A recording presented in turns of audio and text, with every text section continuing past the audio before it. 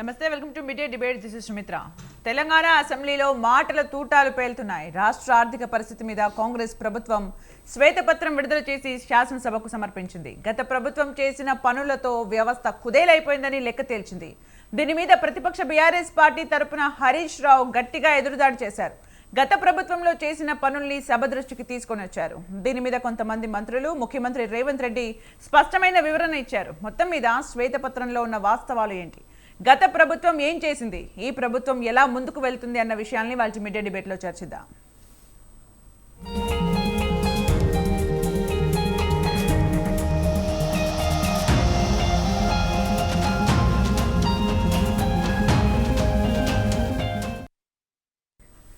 ఇక ఈ అంశంకి సంబంధించి మనతో పాటు చర్చించడానికి బీఆర్ఎస్ నాయకులు రాజేందర్ గౌడ్ గారు స్టూడియోలో సిద్ధంగా ఉన్నారు. హలో అండి.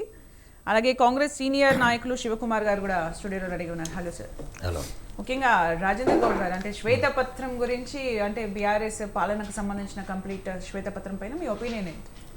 మేడం, ఈరోజు వాళ్ళు శ్వేతపత్రం అనేది అయితే రిలీజ్ చేసిర్రో అంతా దానికి కూడా సంతోషమే. కానీ వారు ఈ శ్వేతపత్రం రిలీజ్ చేసి ఇవాళ తెలంగాణ రాష్ట్రం అంటే అంతర్జాతీయ అంతర్జాతీయ విధంగా చూడండి, లేకపోతే భారతదేశం లోపల తెలంగాణ అంటే ఒక ప్రైడ్ థింగ్. తెలంగాణలో అంతర్జాతీయ సంస్థలు ఎన్నో కూడా పెట్టుబడులకు రావాలని వాళ్ళు కోరుకుంటున్నారు. అదేవిధంగా మనం గత ప్రభుత్వం, మా బీఆర్ఎస్ ప్రభుత్వం ఏదైతే ఉందో వారికి సహకరించింది. పెట్టుబడిదారులు మొత్తం కూడా హైదరాబాద్ వైపు చూశారు మేడం, ఈ తెలంగాణ వైపు చూశారు. తద్వారా ఈ తెలంగాణలో ఎన్నో ఉద్యోగ అవకాశాలు కలిగినాయి. తద్వారా ఏమైందంటే అంతర్జాతీయంగా వచ్చిన పెట్టుబడులతో ఈ తెలంగాణ ఎంతో అభివృద్ధి చెందింది. ఈరోజు రాష్ట్రం ఒక ప్రగతి వైపు నడిపించే విధంగా కేసీఆర్ గారు నడిపిస్తే ఇవాళ రేవంత్ రెడ్డి గారు వచ్చిన 10 రోజులకే ఈ రాష్ట్రం దివాలా చెందింది, ఈ రాష్ట్రం అప్పుల పాలైంది, ఈ రాష్ట్రం దివాలకు ఇంకా కొద్ది రోజులే ఉంది అన్న విధంగా వాళ్ళు ఏదైతే దుష్ప్రచారం చేస్తారో తద్వారా అంతర్జాతీయ పెట్టుబడులు కూడా తగ్గిపోతాయి. రేపు పొద్దున రాష్ట్రం వైపు పెట్టుబడిదారులందరూ కూడా వెనకాడతారు. శ్వేతపత్రంలో మెన్షన్ చేసిన వాటి గురించి, పాయింట్స్ గురించి చెప్తున్నారా? విడుదల చేస్తే ఇలాంటి ఎఫెక్ట్స్ జరుగుతాయని విడుదల చేసిన దాంట్లో తప్పేం లేదు మేడం. వాళ్ళు విడుదల చేసిరు, ఓకే. ఇప్పుడు అప్పులు అయినాయి అంటున్నారు, మరి అప్పులతో పాటు ఆస్తులు కూడా పెరిగినాయిగా మేడం. గతంలో మనం 2014 లోపల చూస్తే 1,24,000 కోట్లు ఆదాయం మనకుండే. ఇవల్ల మేము దిగిపోయేటప్పటికి 3 లక్షల చిల్లర ఆదాయం మనకు వచ్చింది. మరి ఇది పెరగలేదా మేడం? ఓన్లీ వాళ్ళు అప్పులు అవుతూనే అంటున్నారు. మరి అప్పులతో పాటు మనం పెరిగిన మన సంపదను చూడరా? 672 కోట్లను పెట్టి మనం సెక్రటరీని నిర్వహించలేదా? మనం గిరిజన సంక్షేమం కోసం, ఎస్సీ ఎస్టీ సంక్షేమం కోసం 70,000 కోట్లు మా ప్రభుత్వం 10 ఏళ్ల లోపల ఖర్చు పెట్టింది కదా. మరి ఇదంతా వాళ్ళు మాట్లాడరు ఎందుకు? కేవలం దుష్ప్రచారం చేసి. బేసికల్ గా బీఆర్ఎస్ ఫస్ట్ నుంచి కూడా ప్రజల పక్షాన సంక్షేమ పథకాలు అని చెప్తూ ఉండేది. కొండా సురేఖ మాట్లాడిన మాటలు కూడా, అంటే సెక్రటేరియట్ వీటికి ఉపయోగించారు, ఇవి చెప్తున్నారు. మరి డబుల్ బెడ్రూమ్ ఇల్లు కానీ, నియోజకవర్గాల వారిగా కానీ ఏం వాళ్ళు అసలు స్పెండ్ చేయలేదు. ఆ విషయానికి వచ్చేసరికి మళ్ళీ మాకు మరొకసారి పాలనను అప్పగిస్తే చేస్తామని ఎలక్షన్స్ టైంలో మాట్లాడారు. వీటి గురించి ఏం చెప్తారు? నేనేమంటున్నా మేడం, సురేఖ గారు సెక్రటరియట్ గురించే నేను చెప్పడం లేదు. ఇవాళ నేను చెప్తున్నా ఏంటంటే ఎస్సీ ఎస్టీల సంక్షేమం కొరకు 70,000 కోట్ల చిల్లర మనం ఖర్చు పెట్టినాం. అదేవిధంగా మనము మనబడి మన ఊరు మనబడి స్కీమ్ కింద దాదాపు 1,500 కోట్ల చిల్లర మనం ఖర్చు పెడితే ఆ రోజు 1000కి పైగా స్కూళ్ళు మనము ఇన్ఫ్రాస్ట్రక్చర్ డెవలప్ చేసుకున్నాం. తద్వారా 23 లక్షల విద్యార్థులు లబ్ధి చెందలేదా మేడం? నేను ఇంకొక విషయం, అదే విద్యారంగంకి పోతే మనం ఎన్నో స్కూళ్లను 1000కి పైన గురుకులను నిర్మించడం, 800 చిల్లర డిగ్రీ కాలేజీలు, ఇంటర్ కాలేజీలు నిర్మించడం. మరి ఇవన్నీ కూడా ఆస్తులు పెరగలేదా? తద్వారా విద్యార్థులు లబ్ధి చెందలేరా? ఈ ప్రాంతంలో నిరక్షరత తగ్గలేదా? మరి ఈ విధంగా వారు కేవలం బదలాం చేసే విధంగా ఏదో మనం గవర్నమెంట్ మీరు వచ్చిర్రు, మంచి నిర్మాణం చేయాలి, ప్రతిపక్షాల సహకారం తీసుకోవాలి. కానీ కేవలం వాళ్ళు అసెంబ్లీ మొదలు పెట్టిన రోజటి నుంచి ఏదైతే గవర్నర్ ప్రసంగం వచ్చిందో ఆ రోజుకి వెళ్ళి కూడా వాళ్ళు కాంట్రవర్సీలో పోతున్నారు. కానీ మంచి సమాజం కొరకు, ఈ తెలంగాణ అభివృద్ధి కొరకు వారు ఎక్కడ కూడా పోతున్నట్టు మనకు కనిపిస్తలేదు. కింద స్థాయిలో మేము తిరుగుతుంటే కూడా, ప్రజలు కూడా నియోజకవర్గాల్లో తిరుగుతుంటే కూడా ప్రజలు చాలా స్పష్టంగా చెప్తారు, అన్న ఇది కేవలం కొట్లాడడానికనే అసెంబ్లీ జరుగుతున్నది తప్ప ఏది కూడా ఈ తెలంగాణకు వాళ్ళు ఇచ్చిన గ్యారంటీల గురించో లేకపోతే వాళ్ళు చేసే అభివృద్ధి గురించి మాట్లాడతారు. ఎంతసేపు కేసీఆర్ గారిని కించపరచాలి. సరే, కించపరిచే విధంగా మీరు మాట్లాడేటప్పుడు మీరు ఒకసారి ఆలోచన చేయాలి. గతంలో మనం విద్యుత్ రంగం చూస్తే మేడం, వాళ్ళు ఇప్పుడు 81,000 కోట్లు విద్యుత్ రంగంలో అప్పు అంటున్నారు. మరి అదే విద్యుత్ రంగంలో మనం 81,000 కోట్లు అప్పు అంటే గతంలో 24,000 కోట్లు మాత్రమే, కేవలం 37,000 కోట్ల చిల్లర ఆస్తులుండే. ఇవాళ 1,37,000 కోట్లకు అది పెరగలేదా? మరి అప్పుతో పాటు పెరిగిన సంపదను కూడా చూడాలి కదా. గతంలో మనం చూస్తే వాళ్ళు దిగిపోయేటప్పుడు 2014లో దిగిపోయేటప్పుడు 400 kV సబ్స్టేషన్స్ ఎన్ని ఉండే మేడం ఆ రోజు? అవి 26 ఉంటే ఇలా 50 చిల్లరకు రాలేవా? 220 సబ్స్టేషన్లు 53 ఉంటే అవి 103కి చేరలేవా? మరి ఇవన్నీ కూడా వాళ్ళు చూడాలి కదా. మనం హై టెన్షన్ లైన్లు కావచ్చు, లో టెన్షన్ హై లైన్స్ కావచ్చు, ఆస్తులు కూడా పెరిగాయి. తద్వారా ప్రజలందరూ కూడా మంచి ఒక లివింగ్ స్టైల్స్, ఒక స్టాండర్డ్స్, తెలంగాణ లివింగ్ స్టాండర్డ్స్ పెరిగినాయి కదా మేడం. ఇదే ఎందుకు ఆలోచన లేకపోతున్నారు? ఈ రోజు వారి ప్రభుత్వం ఏర్పడ్డది డిసెంబర్ 9 రోజు ఖచ్చితంగా 2 లక్షల రుణమాఫీ చేస్తామని మాటిచ్చారు. మరి అలా జరిగిందా మేడం? మేము గతంలో ఎన్ని ఆర్థిక సంక్షోభాలు ఏర్పడ్డా కేంద్ర ప్రభుత్వం మాకు సహకరించలేకపోయినా, కరోనా వచ్చిన ఎటువంటి జరిగినా మేము రైతులకు ఇప్పటి వరకు 11 విడతలల్లో మేము రైతు బంధు సహాయం చేయలేమా? ఎక్కడన్నా మనం రైతులను ఆదుకున్నట్లు వెనకాడినామా? ఓకే శివకుమార్ గారు, ఓవరాల్గా చూస్తే కాంగ్రెస్ కేవలం ఫైట్ కోసమే చేస్తుంది అని ఒక మాట. అట్ ద సేమ్ టైం శ్వేతపత్రం విడుదల చేసి అప్పులు ఎన్నో ఉన్నాయని చెప్పేసి ఏవైతే గ్యారంటీస్ అని చెప్పి కాంగ్రెస్ వచ్చిందో వాటిని దాటవేయడానికి అని కూడా హరీష్ రావు మాట్లాడడం జరిగింది. మీరేం చెప్తారు? ముందుగా స్వతంత్ర టీవీ ప్రేక్షకులకు, మీకు ప్యానెల్లోని వారికి నమస్కారం. ఒకటేమంటే ఈరోజు ఏదైతే గత ప్రభుత్వం 2013లో ఏదైతే కేసీఆర్ సోనియా గాంధీ గారు తెలంగాణ ఇచ్చిన తర్వాత, కేసీఆర్ గారు ప్రభుత్వం ఏర్పాటు చేసిన తర్వాత ఈ మొన్నటి వరకు కూడా వీళ్ళు మొత్తము ఒక అసెంబ్లీ నడుపుతున్నారు అన్నది కాకుండా ఒక మార్కెట్లో అర్సినోళ్ళలాగానే మెయింటైన్ చేయడం జరిగింది. ఎప్పుడైతే రేవంత్ రెడ్డి గారు కాంగ్రెస్ ప్రభుత్వం వచ్చిన తర్వాత వాళ్ళకు ముందు రోజే చెప్పడం జరిగింది, సభా సాంప్రదాయాలు పాటించండి, అవసరమైతే వీళ్ళని ఎవరిని కూడా సస్పెండ్ చేయొద్దు అధ్యక్ష, వీళ్ళని ఇక్కడనే పెట్టండి, వీళ్ళు చేసిన తప్పులు ఏంటి అనేది వీళ్ళు వినాలా, బయటికి వెళ్ళాల్సిన అవసరం లేదని స్పష్టంగా చెప్పడం జరిగింది. అదే కాకుండా ఏదైతే ఉమ్మడి ఆంధ్రప్రదేశ్లో ఏదైతే అసెంబ్లీకి పోతే ఒక ఉందాగా ఉంటుంది, లేకపోతే ప్రజలు కానీ రేపు రాబోయే విద్యార్థులు నేర్చుకోవాలనే ఒక భాష ఆ రకంగా ఉండేది. కానీ ఈ 9.5 సంవత్సరాల భాష ఎట్లా అయిపోయిందంటే మొత్తానికి తెలంగాణలో వాడే భాషనే ఇట్లుంటుంది అనేది ఈరోజు బీఆర్ఎస్ ప్రభుత్వం ప్రజలకు చూపించిన దారి. అదే కాకుండా ఈరోజు ఇంతకుముందే బ్రదర్ అన్నట్టు, రాజేందర్ అన్నట్టు, ఈరోజు అభివృద్ధి అనే పేరు మీద ఎక్కడ పడితే అక్కడ కమిషన్లతోనే మొత్తం ప్రభుత్వం నడిపేది. శాండ్, ల్యాండ్, టీఎస్పీఎస్సీ, ఇది ఎక్కడ ఒక 10th క్లాస్ ఎస్ఎస్సి లేదంటే ఇంటర్మీడియట్ ఎక్కడ కూడా వీళ్ళు వద్దకుండా ప్రతి దగ్గర ఆ అనుభవం లేని వాళ్ళని తీసుకొచ్చి కేటీఆర్ బినామీలకు ఇచ్చి ఈరోజు మొత్తానికి రాష్ట్రాన్ని అప్పుల కుప్పలాగా చేసిండ్రు. ఈరోజు అన్నారం కానీ మేడిగడ్డ కానీ కృంగినాయంటే కూడా అక్కడ కూడా నిపుణులు చెప్తున్నారనే మాటకు కూడా వాళ్ళకి అర్థం కాకుండా ఇష్టం వచ్చినట్టు మాట. ఈరోజు కూడా అసెంబ్లీలో మాట్లాడేది ఈ రోజుకి 11 రోజులు ప్రభుత్వం ఏర్పడి కనీసము ముందే చెప్పడం జరిగింది, ఏ హామీలు ఉన్నా 100 రోజుల లోపల అన్నీ కంప్లీట్ చేస్తామన్నాం. ఆల్రెడీ 2 హామీలు కంప్లీట్ అయిపోయినాయి. మళ్ళీ ఈ 28 నుంచి ఇప్పటి వరకు 9.5 సంవత్సరాల వీళ్ళు ఇచ్చిన రేషన్ కార్డులు కూడా లేవు. మేము 28 నుంచి రేపు రేషన్ కార్డులకి అప్లికేషన్స్ ఇచ్చి ఇమీడియట్గా దాన్ని ఇంప్లిమెంట్ చేయడానికి పోతున్నాం. అంటే ప్రభుత్వం అనేది ప్రజలకు మెరుగుపరిచే ప్రభుత్వం ఉండాలి తప్ప ప్రజల మీద భారం వేసే ప్రభుత్వం ఉంటే రేపు ప్రజలు ఇబ్బంది పరంగా. ఈరోజు యువకులు అంటున్నారు, యువకులకు ఎవరికి ఉద్యోగాలు ఇచ్చిండ్రు, ఇన్ఫ్రాస్ట్రక్చర్ పెంచినామన్నారు, ఏం పెంచిండ్రు, కరెంటు ఏదైతే లాగ్ బుక్లో మా కోమటిరెడ్డి వెంకటరెడ్డి గారు చూడడం జరిగింది, రేవంత్ రెడ్డి గారు చెప్పిన మాట దాన్ని తప్పిదం తీసుకొని వేరే రకంగా మాట్లాడితే కోమటిరెడ్డి వెంకటరెడ్డి గారు అక్కడ కరెంటు సబ్స్టేషన్కి వెళ్ళి లాగ్ బుక్ చూడడం జరిగింది. అంటే ఇటువంటి పరిస్థితిలో ప్రభుత్వం ఈరోజు కూడా ఏదైతే గవర్నమెంట్లో రివ్యూ ప్రతి 9.5 సంవత్సరాల ఒక్క రివ్యూ మీటింగ్ చేయమని చెప్పి స్వయాన నేను కూడా ఇవ్వడం జరిగింది ముఖ్యమంత్రి గారికి. ముఖ్యమంత్రి కార్యాలయంలో సీఎం పేషీలో ఇచ్చి స్టాంప్ వేయడం జరిగింది. ఆ తర్వాత అసలు సెక్రటరియట్లో ఎవరిని ఇన్వాల్వ్మెంట్ లేదు. ప్రగతి భవన్ కట్టుకోవడానికి నీకు డబ్బులు వచ్చినాయి, లేదంటే మీరు అన్నట్టు ఇప్పుడు తమ్ముడు అన్నట్టు సెక్రటరియట్ కట్టడానికి ఎవరు కట్టమన్నారండి? సెక్రటరియట్ అవసరం లేదా? ఇంకొక 50 సంవత్సరాలు 100 సంవత్సరాల సెక్రటరియట్ నడుస్తూ ఉండే. మీరు మీది అనేది ఒక నియంత్రణ పాలనతోని నేను కట్టినా అనే ఒక ఆలోచనతో నువ్వు ముందుకు పోయి కట్టడం జరిగింది. ఈరోజు కాళేశ్వరంని కూడా ఆలోచిస్తే కాంగ్రెస్ పార్టీ ఎక్కడైతే స్టాప్ చేసిందో అక్కడి నుంచి చేసుంటే 30,000 కోట్లతో జరిగిపోయేది. ఇది 1,30,000 కోట్ల రూపాయలు నువ్వు తీసుకుపోయి 1,00,000 కోట్లు నువ్వు ఎక్కడ పెట్టినావు అంటే ఇప్పుడు ఆల్రెడీ అన్నారము, మేడిగడ్డ, సుందిర్ల ఈ 3 కూడా అవసరం లేకుండా మీకు డైరెక్ట్ పోయేది. కానీ ఈరోజు నీ కమిషన్ గురించి లేకపోతే మీ కకృతి గురించి ఇదంతా చేయడం జరిగింది. దీంట్లో హరీష్ రావుది కానీ కేసీఆర్ది కానీ ఇన్వాల్వ్మెంట్ లేదా?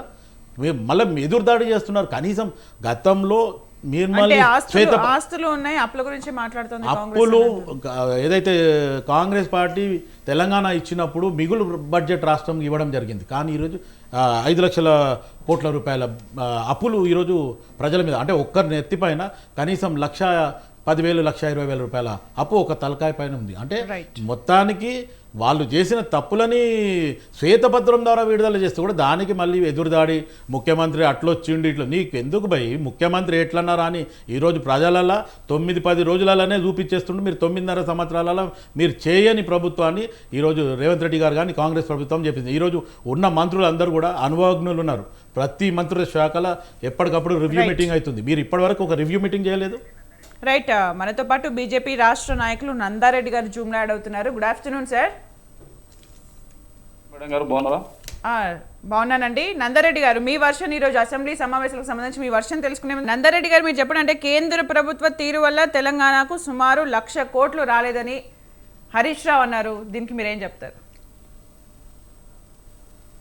ఇప్పుడు హరీష్ రావు మాట్లాడేదానికి అర్థం పర్థం ఉండదంటే ఒక విషయం తెలంగాణ ప్రజలందరూ గమనించినారు. ఎందుకంటే గతంలో ఉన్నటువంటి ఒక టిఆర్ఎస్ బిఆర్ఎస్ గా రూపాంతరం చెంది తెలంగాణ రాష్ట్రంలో దోసుకున్నటువంటి ఒక ధనంతో ఏ మహారాష్ట్రలో, ఏ పంజాబ్లో, ఏ ఢిల్లీలో ఖర్చు పెట్టడానికి ప్రయత్నం చేస్తుందని చెప్పి తెలంగాణ ప్రజలు తెలంగాణ పార్టీకి బీఆర్ఎస్ గా మారిన బీఆర్ఎస్ నాయకులకు గుణపాఠం చెప్పినటువంటి ఒక చరిత్ర తెలంగాణ ప్రజలు. అసలు హరీష్ రావు చెప్తే వినేటటువంటి ఒక పరిస్థితిలో తెలంగాణ ప్రజలు లేరు. దాని గురించి మాట్లాడి కామెంట్ చేయాల్సినంత అవసరం లేదు. ఎందుకంటే తెలంగాణకు 60,000 కోట్లు ఉన్నటువంటి ఒక తెలంగాణ అప్పును ఈరోజు 6 లక్షల కోట్లు అప్పు చేసినారు. 6 లక్షలు కాదు, అది ప్రాథమికంగా ఇంకా ముందుకు పోయేటటువంటి ఒక అవకాశం ఉన్నది. ఎందుకంటే మన కరెంట్ డిపార్ట్మెంట్ లో చూస్తే మనం 85,000 కోట్లు చూసినాం. అదే విధంగా మొన్న కార్పొరేషన్, ఫుడ్ కార్పొరేషన్ లో చూస్తే 45,000 కోట్ల అప్పు ఉన్నది. ఇట్లా చెప్పుకుంటూ పోతే ఎక్కడ ఎన్ని కోట్ల అప్పు ఉందో చెప్పలేనటువంటి ఒక పరిస్థితి, దాన్ని తెలుసుకోలేనటువంటి ఒక పరిస్థితిలో టీఆర్ఎస్ వాళ్ళు ఉన్నారు. తెలంగాణ ప్రజలను ఎండముంచినటువంటి ఒక పార్టీ బీఆర్ఎస్ పార్టీ. అసలు భారతీయ జనతా పార్టీ 1,00,000 కోట్లు అనుకోవట్లేదు. నేను ఒక 5 లక్షల కోట్లకు సంబంధించినటువంటి ఒక లెక్కలు చెప్తా హరీష్ రావు గారు నిజంగానే ముంగట్టుకు వచ్చి కూర్చుంటే. ఇలా రీజనల్ రింగ్ రోడ్, ఒక రీజనల్ రింగ్ రోడ్కే మనం ఒక 40-50 కోట్లు ఇచ్చినాం. అదేవిధంగా రామగుండ మెరుగుల కర్మాగారానికి 5,000 కోట్లు ఇచ్చినాం. ఇలా ఇక్కడ ఉన్నటువంటి ఒక వాళ్ళ మినిస్టర్ గారే చెప్పినారు ఒకనొక సందర్భంలో 8,000 కోట్లు ఒక కేవలం నేషనల్ హైవేలకే ఇచ్చారని చెప్పేసి. అంటే ఒకటని కాదు, ఈరోజు అప్రాక్సిమేట్ ఎంత లేనా 4-5 లక్షల కోట్లు ఇచ్చినాం. ఇలా గ్రామాలలో డెవలప్మెంట్ అవుతున్నటువంటి ఒక ప్రతి స్కీమ్ లో కేంద్ర ప్రభుత్వం వాటన్నాయి కదా. అసలు రాష్ట్ర ప్రభుత్వంతో ఏమైతుందని శ్మశాన వాటికలు కట్టినా మాయే, మోర్లు తీసినా మాయే, అదే విధంగా సైడ్ కాలువలు తీసినా మాయే, నల్ల నీళ్లు మాయే. అసలు ఏం చేసిరని రాష్ట్ర ప్రభుత్వం కేవలం కాళేశ్వరం కట్టినారు. డబ్బులు ఉన్నటువంటి ఒక డబ్బులను తీసుకుపోయి కాళేశ్వరం పోసేసి వాళ్ళు రిటర్న్ బైబ్యాక్ తీసుకొని కేవలం వాళ్ళు సొంత ప్రయోజనాల కోసం చేసినటువంటి ఒకటి తప్ప ప్రజా ప్రయోజనాలకు ఇక్కడ తెలంగాణ రాష్ట్రంలో ఏ ఒక్క వనరు గిట్ట ఉపయోగపడేటువంటి ఒక విషయం ప్రజలకు స్పష్టమైనటువంటి ఒక క్లారిటీ ఉన్నది. అదేవిధంగా భారతీయ జనతా పార్టీ ఏ సంక్షేమ ఫలాలు తీసుకొచ్చినా పేద ప్రజలకు ఉపయోగపడేటటువంటి ఒక విధంగానే ఉన్నది తప్ప మేము వేరే భారతీయ జనతా పార్టీకి ఉపయోగపడే విధంగానో లేకపోతే ఇక రాజకీయ లబ్ధి కోసమే చేసినటువంటి ఒక పనులు మీరు గుర్తుపెట్టుకోండి. ఇలా బీఆర్ఎస్ కార్యకర్త కానీ కాంగ్రెస్ కార్యకర్త కానీ చనిపోతే కాంగ్రెస్ పార్టీ నుండి కానీ బీఆర్ఎస్ పార్టీ నుండి కానీ 2 లక్షల ఇన్సూరెన్స్ స్కీమ్ ఉంటుంది. కానీ భారతీయ జనతా పార్టీ కార్యకర్తలు చనిపోతే ₹1 ఇట్టియం. కానీ పేద ప్రజల కోసం ఇలా పోస్ట్ ఆఫీస్ లో 400 రూపాయలు పెట్టి అకౌంట్ ఓపెన్ చేస్తే 10 లక్షల రూపాయలు ఇచ్చేటటువంటి ఒక ఇన్సూరెన్స్ స్కీమ్ తీసుకొచ్చాం. ఇది భారతీయ జనతా పార్టీ భారతదేశ ప్రజల కోసం తీసుకున్నటువంటి ఒక నిర్ణయాలు. హరీష్ రావు ఏం మాట్లాడతారండి? హరీష్ రావు గారికి ఆల్రెడీ ప్రజలు ఏం తీర్పిచ్చారో కనిపిస్తలేదా? అదేవిధంగా ఎమ్మెల్యేలను కాపాడుకోవడమే గగనమని శ్వేతపత్రం విడుదల చేసిన దానిపైన బీఆర్ఎస్ వాళ్ళ వర్షన్ ఎలా ఉంది అంటే, ఇలాంటి శ్వేతపత్రం కనుక ఉంటే అప్పులు ఉన్నాయని చెప్పి చూపిస్తే రానున్న రోజుల్లో కార్పొరేట్ కంపెనీస్ కానీ ఏవి రావు, అది ఇదని కూడా చెప్పడం జరుగుతుంది. ఈ శ్వేతపత్రం పైన బీజేపీ పాయింట్ ఆఫ్ వ్యూ ఏంటంటే, ఇక్కడ ఒక విషయం గుర్తుపెట్టుకోవాలండి. మనం తెలంగాణ ఉద్యమంలో మనం ఏమనుకున్నాము, ఒకవేళ తెలంగాణ రాష్ట్రం ఏర్పడ్డట్టు అయితే ఆంధ్రోళన తెరిపోతారు, ఇక్కడ డెవలప్మెంట్ ఉండదు, ఇక్కడ కొత్త కంపెనీలు రావు, ఉపాధి కరువైపోతుంది, మన హైదరాబాద్ నడుపుకోలేము, మన తెలంగాణ సాగుకోలేము అని చెప్పేసి సాకులు చెప్పారో చెప్పలేరు ఆంధ్రోళ్ళు. మన తెలంగాణ మనకు వచ్చినాక డెవలప్మెంట్ ఏమైనా ఆగిందా? మీకు ఇక్కడ ఆగినట్టు కనిపిస్తున్నదా? ఇలా హైటెక్ సిటీ కానీ, గచ్చిబౌలి కానీ, కోకాపేట కానీ, ఇక్కడ ఉన్నటువంటి ఒక వనరులు కానీ బ్రహ్మాండంగా ఉంది. మనకు డెవలప్మెంట్స్ ఉన్నాయి. ఇలా ఆనాడు కోటి జనాభా ఉన్నటువంటి ఒక హైదరాబాద్ ఇలా 1,80,00,000 పోయినది. ఈ హైదరాబాద్ డెవలప్మెంట్ ఎవడు ఆపుడు తరం కాదు, కేటీఆర్ కాదు, కేసీఆర్ కాదు, హరీష్ రావు గారు వీళ్ళు చేసింది ఏం లేదు. అట్లా కూడా చంద్రబాబు నాయుడిని హైటెక్ సిటీ కట్టిన అంటాడు, రాజశేఖర్ రెడ్డిని రీజనల్ రింగ్ రోడ్ వేసిన అంటాడు. ఎవరి పరిపాలన ఎవరు వాళ్ళ ఇంటికి తీసుకొచ్చేస్తున్నారండి? ప్రజలు అవకాశం ఇచ్చినారు, వాళ్ళు పని చేసినారు, గంతే అనుకోవాలి. కానీ డెవలప్మెంట్ ఆగిపోతుంది వీళ్ళు ఎవరని చెప్పడానికి, వీళ్ళు ఎవరు అసలు చెప్పడానికి చెప్పండి. వీళ్ళు ఏం తీసుకొచ్చిరా అని, వీళ్ళు ఇండకి ఏమైనా తీసుకొచ్చేవాళ్ళని ఖర్చు పెట్టినారు ఏమన్నా? వీళ్ళు ఏమన్నా కర్మాగారాలు పెట్టినారా? తెలంగాణలో ఉన్నటువంటి ఒక 3 షుగర్ కర్మాగారాలు ఓపెన్ చేయలేకపోయినారు వీళ్ళు. ఎందుకంటే ప్రత్యక్షంగా పరోక్షంగా ఒక్కొక్క షుగర్ కర్మాగారం ఓపెన్ అయితే ఈరోజు 20,000 మందికి ఉపాధి ఉంటుంది. అక్కడ ఉన్నటువంటి ఒక సైకిల్ షాప్ అయిన కాడికి వెళ్ళి, పంచర్ షాప్ అయిన కాడికి వెళ్ళి, ట్రాక్టర్ అయిన కాడికి వెళ్ళి, పెట్రోల్ బంక్ అయిన కాడికి వెళ్ళి ప్రత్యక్షంగా పరోక్షంగా ఉపాధి దొరికేటోళ్ళకి చేయాలి. కానీ వీళ్ళు ఏదో కాలుష్యం మీద కర్మాగారాలకు మేము 1,000 కోట్ల అప్పులు ఇచ్చి 100 కోట్ల సబ్సిడీ ఇచ్చి అంత ఉపయోగం ఏంటి అంటున్నా నేను. వీళ్ళు చేసినటువంటి ఒక ప్రాజెక్టు ప్రజల భూములు గుంజుకున్నారు. మన ప్రాజెక్టులు కట్టక ముందుకే కాలువల కోసం భూములు గుంజుకొని ప్రజలకు 50 లక్షలు ఉన్నటువంటి ఒక భూమిని 6-7 లక్షలు ఇచ్చేసేసి ప్రజలకు డబ్బులు ఇవ్వకుండా, వాళ్ళకి డబుల్ బెడ్రూమ్ ఇస్తామని డబుల్ బెడ్రూమ్లు కట్టకుండా ప్రజలు హింసించినటువంటి ఒక ప్రభుత్వం అండి టీఆర్ఎస్ ప్రభుత్వం. టీఆర్ఎస్ ప్రభుత్వం ఎంత తక్కువ మాట్లాడుకుంటే మంచిది. శ్వేతపత్రం అనే దాన్ని విడుదల చేసి ఏవైతే అప్పులు చూపిస్తున్నారో దాని తర్వాత ఇచ్చిన 6 గ్యారంటీలను కూడా మెల్లగా స్లో డౌన్ చేయడానికి ఇది ఒక ప్రక్రియ అని కూడా హరీష్ రావు అన్నారు. అసలు శ్వేతపత్రం పైన ఒకసారి మీ వర్షన్ చెప్పండి. అంటే అది కూడా తప్పుల తడకగా ఉంది అని అంటున్నారు హరీష్ రావు. హరీష్ రావు మాట్లాడితే ఆయన అర్థం పర్థం లేని మాట్లాడతారు. ఎందుకంటే ప్రపంచ మేధావి అనుకుంటాడు హరీష్ రావు కానీ కేటీఆర్ కానీ, వీళ్ళిద్దరు గేట ప్రపంచ మేధావులు. ఐటీ రంగాన్ని మేనేమల్సమని ఆయన అనుకుంటాడు. ఆరోగ్య శాఖని నేను వచ్చినాకనే అసలు నీ ఆరోగ్య శాఖనే మొన్నటిదాకా నీకు ఆయుష్మాన్ ఏదైతే ఇప్పుడు ఆరోగ్యశ్రీ ఉన్నదో దానికే దిక్కులేదు కదా, నువ్వు బిల్స్ ఇవ్వలేవు కదా. శ్వేతపత్రం విడుదల చేసినారు. నిజంగా గిట వాళ్ళు ఏవైతే గ్యారంటీలు ఇచ్చినారో ప్రజలు వాళ్ళు విశ్వాసించినారు, వాళ్ళకు ఓటు వేసినారు, వాళ్ళకు ఒక అవకాశం ఇచ్చినారు. వాళ్ళు పరిపాలనకు వస్తే కదా మనం వాళ్ళు చేస్తున్నారా చేస్తలేరా, వాళ్ళు ఎంతవరకు సాధ్యమవుతుంది, సాధ్యాసాధ్యాలు ఏమున్నాయి వాటన్నిటిని శ్వేతపత్రం రిలీజ్ చేసినారు కదా. దాని మీద లెక్కలు చూసుకున్న తర్వాత ఏది ముందుకు పోవాలి ఏది వెనుకకు పోవాలి ఒక అవకాశం ఇద్దాం. నిజంగా గిట ప్రజా తీర్పును మనం గౌరవిద్దాం. గౌరవించకుండా నేను 9 ఏళ్ల కింద ఇచ్చినటువంటి ఒక 10 ఏళ్ల కింద ఇచ్చినటువంటి ఒక హామీలు ఏమి నెరవేర్చకుండా నువ్వు 10 రోజులని ఇవన్నీ క్వశ్చన్ ఎట్లా రేజ్ చేస్తారండి మీరు? నువ్వు 10 ఏళ్ల కింద చెప్పినావు కదా రైతులకు రుణమాఫీ చేస్తాని, మరి 9.5 సంవత్సరాలు నువ్వు రాష్ట్రాన్ని అనుభవించినావు కదా, చేసినావు మనం రుణమాఫీ? ఎందుకు ఏళ్ళు డబుల్ బెడ్రూమ్ కట్టిస్తావు కదా, కట్టించినావా? దళితులకు 3 ఎకరాల భూమి ఇచ్చినావా? దళిత బంధు ఇచ్చినావా? బీసీ బంధు ఇచ్చినావా? గిరిజన బంధు ఇచ్చినావా? ఏమి ఇచ్చిరానండి వాళ్ళు? ఊరికే మాటలు చెప్పుడు తప్ప. కాంగ్రెస్ వాళ్ళకు ఒక అవకాశం ఇచ్చిన రైట్, ఓకే, మనము డెమోక్రసీలో ఉన్నామండి, మన రాజరిక వ్యవస్థ కాదు. హరీష్ రావు ఏదో చెప్పిండు దాన్ని మనం కట్టుబడి ఉండాలని. హరీష్ రావు ఎవడండి? రేపు టీఆర్ఎస్ లో ఉన్నటువంటి ఒక నాయకులే సగం మంది ఇలా కాంగ్రెస్ లోకి వెళ్ళిపోయేటటువంటి ఒక పరిస్థితి ఉంది. వాళ్ళ ఎమ్మెల్యేలను కాపాడుకుంటే సరిపోతుంది. కాంగ్రెస్ కి అవకాశం ఇచ్చారు. మనం ప్రజలను ప్రజా తీర్పును గౌరవిద్దాం, చూద్దాం. మనం కనీసం వాళ్ళకు 15 రోజులు అయింది కదండి వాళ్ళు ఇప్పుడు అధికారంలోకి వచ్చి. మనం ఇప్పుడే క్లాస్ క్వశ్చన్ చేస్తే ఎట్లా వాళ్ళను? అసలు ఏం సాధ్యమైతే ఏం సాధ్యం కాదు. వాళ్ళు ఇచ్చినటువంటి ఒక హామీలు ఏమున్నాయి నిజంగా గిట్ట వాళ్ళు ఇవ్వకపోతే ప్రజల పక్షాన ఉన్నటువంటి ఒక భారతీయ జనతా పార్టీ కొట్లాడడానికి సంసిద్ధంగా ఉన్నది కదా. ఇచ్చినటువంటి ఒక హామీలు వాళ్ళకు కాంగ్రెస్ వాళ్ళకు రిక్వెస్ట్ చేస్తున్నాం మీ టీవీ ద్వారా. ఇలా ఆర్టీసీ మీరు మహిళలకు ఫ్రీ అన్నారు కదా, ఇలా 6-7 లక్షల మంది ఆటో డ్రైవర్లు రోడ్డు మీదకి వస్తున్నారు. వాళ్ళకి ప్రత్యామ్నాయ మార్గం చూపెట్టండి. మీరు దాని మీద విశ్లేషణ చేయండి. కాంగ్రెస్ వాళ్ళకి ఏమైనా ఉంటే మీరు సూచనలు చేయండి. అయ్యా బాబు 6-7 లక్షల కుటుంబాలు ఇలా రోడ్డు మీదకి వస్తున్నాయి, వాళ్ళ ఆటోలు ఫైనాన్స్ గుంజుకుపోయేటటువంటి ఒక పరిస్థితి ఉన్నది. అదే విధంగా వాళ్ళు నిస్సహాయాలు అవుతున్నారు, వాళ్ళు ఉపాధి కోల్పోతున్నారు. వాళ్ళ ప్రత్యామ్నాయ ఉపాధి మార్గం ఏమన్నా ఉన్నదా? దాని మీద మీరు రాష్ట్ర ప్రభుత్వం ఏమైనా కమిటీ చేస్తుందా? దాన్ని ఎట్లా పరిశీలన చేస్తామంటే వాటి మీద మీరు సూచనలు చేయండి. సూచనలు చేస్తే బాగుంటది. కానీ మీరు 6 గ్యారంటీలు ఇచ్చినారు, 69 గ్యారంటీలు ఇచ్చినారు, ఇప్పటి వరకు ఏం మొదలు వల్లే అసలు వచ్చిందే మొన్న కాదండి.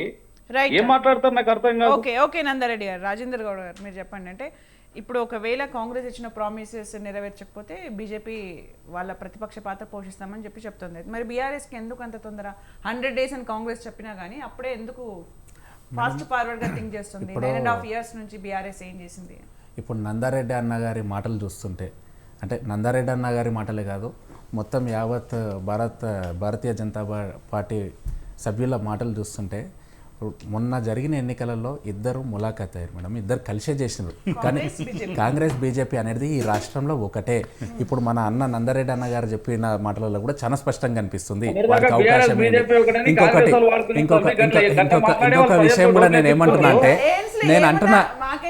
నేను అంటున్న విషయం ఏంటంటే మేడం, ఒకవేళ బీజేపీ కనిపిస్తున్నాయి అక్కడ కాంగ్రెస్ బీజేపీ ఎక్కడ అటాచ్ లేదు మేడం. నేనేం చెప్తున్నా అంటే, ఒకవేళ ఈ తెలంగాణ ప్రజలు బీజేపీని నిజంగానే నమ్మినట్లయితే వారికే ప్రతిపక్ష హోదా ఇస్తుండే కదా. వారికి పట్టుమంటే 10 సీట్లు కూడా దాటలేవు కదా. అంతకుముందు మనం గత 4 సంవత్సరాలు చూస్తే వారి పాత అధ్యక్షుడు బండి సంజయ్ గారు కూడా ఎన్ని మాట్లాడారు మేడం, మేమే ఈ రాష్ట్రంలో టీఆర్ఎస్ కి ప్రత్యామ్నాయం, ఇవన్నీ మాటలు మాట్లాడారు. మరి ఏమయ్యా మేడం, 10 సీట్లు కూడా దాటలేవు కదా. కాబట్టి ఈ రాష్ట్రంలో కాదు మేడం, ఏం మేడం, నా ఒక సీట్కి వెళ్ళి అంతకు అంతకుముందు 4 సీట్లు ఉండే 4 సీట్లకి ఆ 4 సీట్లు కూడా ఎప్పుడు వచ్చినాయి తెలుగుదేశం పార్టీ పొత్తుతో ఉన్నాయి కాబట్టి వచ్చినాయి లేకపోతే రాకుండా కదా అయితే నేనేమంటున్నా అంటే వాళ్ళది ఒక మతతత్వ పార్టీ ఈ తెలంగాణ రాష్ట్రంలో Telangana is a secular state madam ఈడ బీజేపీ పార్టీది కుదరదు నేను ఇంకొక విషయం ఏమంటున్నా నందరెడ్డి అన్న గారు అన్నారు ఏమని ప్రతి డెవలప్మెంట్ లో మాది ఫండ్ ఉన్నది లేకపోతే మా సహకారం ఉన్నదని ఈ రోజు నేనేం చెప్తున్నా గత 10 సంవత్సరాలుగా టిఆర్ఎస్ పార్టీకి ఎక్కడ కూడా బీజేపీ పార్టీ కోఆపరేట్ చేయలేదు మీరు కరోనా విషయంలో కూడా చూడండి కరోనా విషయంలో దేశమంతా కూడా ఈ రాష్ట్రం అంతా కూడా బాధలో ఉంటే గౌరవించారు గవర్నర్ గారు గవర్నర్ పద్ధతిలో పోతే డెఫినెట్ గా మాట్లాడాలండి నందరెడ్డి మాకు అవకాశం ఇవ్వాలి మేడం మీరు వాళ్ళే మాట్లాడతామంటే నేనేమంటున్నా మేడం గవర్నర్ గారిని ఖచ్చితంగా గౌరవిస్తాం ఎప్పుడు వారు యాజ్ పర్ గవర్నర్ ప్రోటోకాల్ గా వారు వివరిస్తే మేము గౌరవిస్తాం కానీ వారు ఏంది మేడం ఇలా కాంగ్రెస్ పార్టీ రాసి ఇచ్చిన ఒక స్క్రిప్ట్ని చదివారు గడిల పాలన ఇవన్నీ గతంలో మనము లాస్ట్ 60-70 సంవత్సరాల ఈ భారతదేశ చరిత్రలో ఎక్కడ కూడా గవర్నర్లు ఎక్కడ కూడా రాజకీయాలు మాట్లాడలేదు కానీ తెలంగాణలో మేడం మొత్తం ఆమె వచ్చిన అపాయింట్ అయిన 2 నెలల నుంచే మొత్తం పాలిటిక్సే మాట్లాడుతున్నారు మీరు చూడండి గతంలో వెళ్ళి చూస్తే ఇప్పుడు బీజేపీ పార్టీ డెమోక్రసీ సిస్టమ్ గురించి మాట్లాడుతుంది బీజేపీ పార్టీ ఎక్కడ మేడం మాకు ఎక్కడ సహకరించారు మా గవర్నమెంట్ మేము ఉంటే ఇప్పుడు అన్నగారు అన్నారు ఏంది మీ పార్టీలో ఉన్న ఎమ్మెల్యేలు వెళ్ళిపోతారు అది ఇది అని మాట్లాడుతున్నారు అంటే ఇవన్నిటికీ కూడా శ్రీకారం చుట్టింది మీరే గతంలో మా ఒక 6 నెలల కింద పోతే మా ఎమ్మెల్యేని 100 కోట్లు పెట్టి ఒక ఎమ్మెల్యేని కొనడానికే ఫామ్ హౌస్లో బేరం చేశారు అంటే వీళ్ళకి ప్రజాస్వామ్యం పట్ల ఎక్కడ మేడం వాళ్ళు ఈ ప్రజల గురించి కొట్లాడితే మతం కులం అని చెప్పి విద్వేషాలు సృష్టించడానికే బీజేపీ పార్టీ తప్ప ఎక్కడ కూడా బీజేపీ పార్టీ ప్రతిపక్ష హోదాలో కాంగ్రెస్ పార్టీ చేస్తున్న గ్యారంటీల గురించి వాళ్ళు ఎక్కడ కూడా మాట్లాడరు కూడా నేనేమంటున్నా అంటే మేము 100 రోజులు అవకాశం ఇస్తా అంటున్నాం మేము ఇప్పుడు కూడా తొందరపడతలే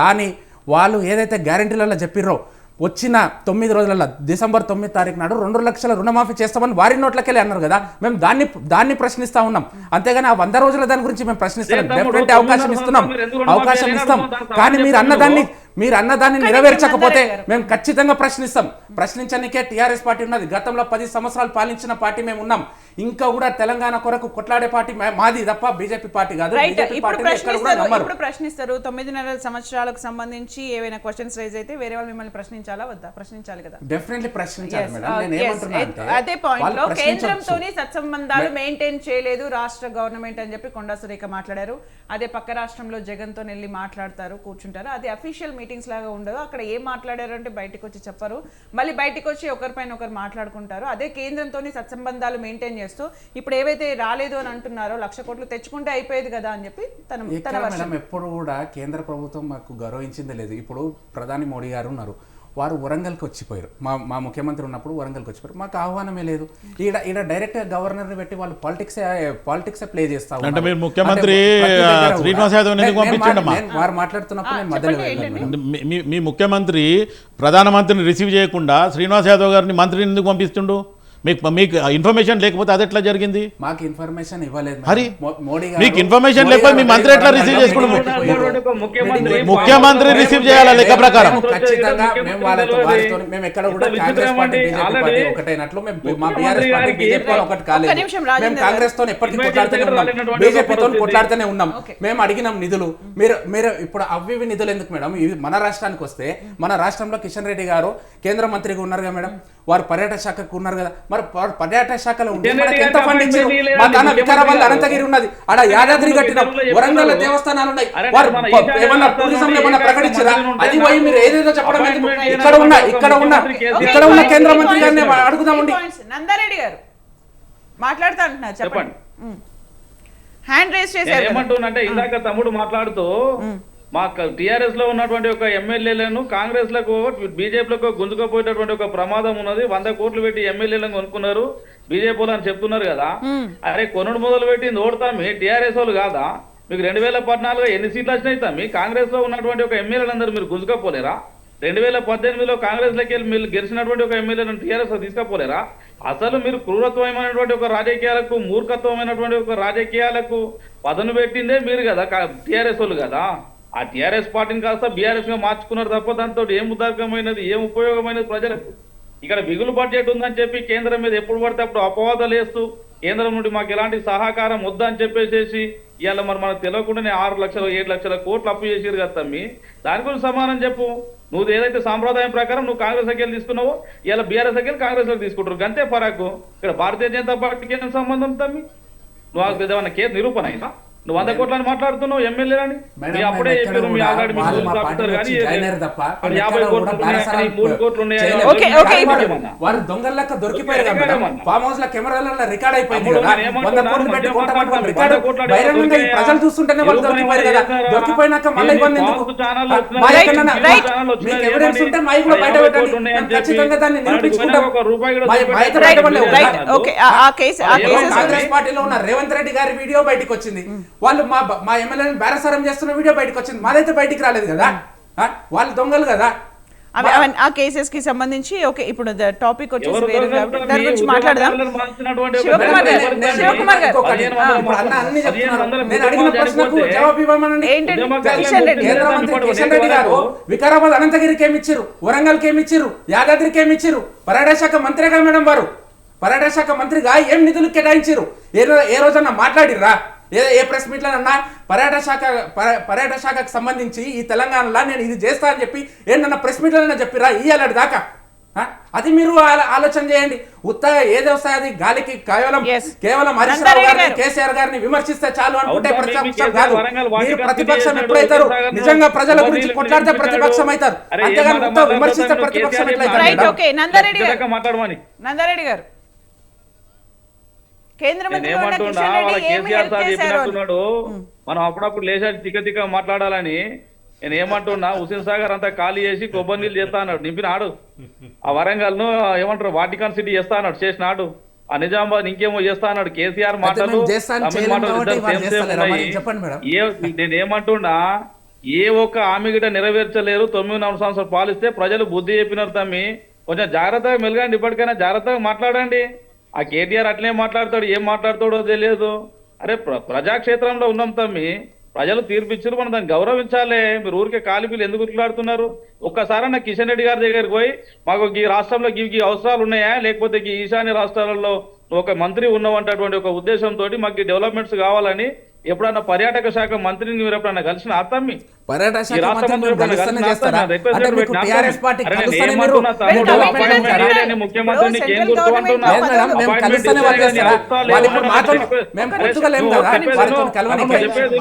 గిరిజన యూనివర్సిటీకి మేము శాంక్షన్ చేస్తామంటే కనీసం నువ్వు భూమి శాతగాలే నీకు స్టేట్ గవర్నమెంట్ కు.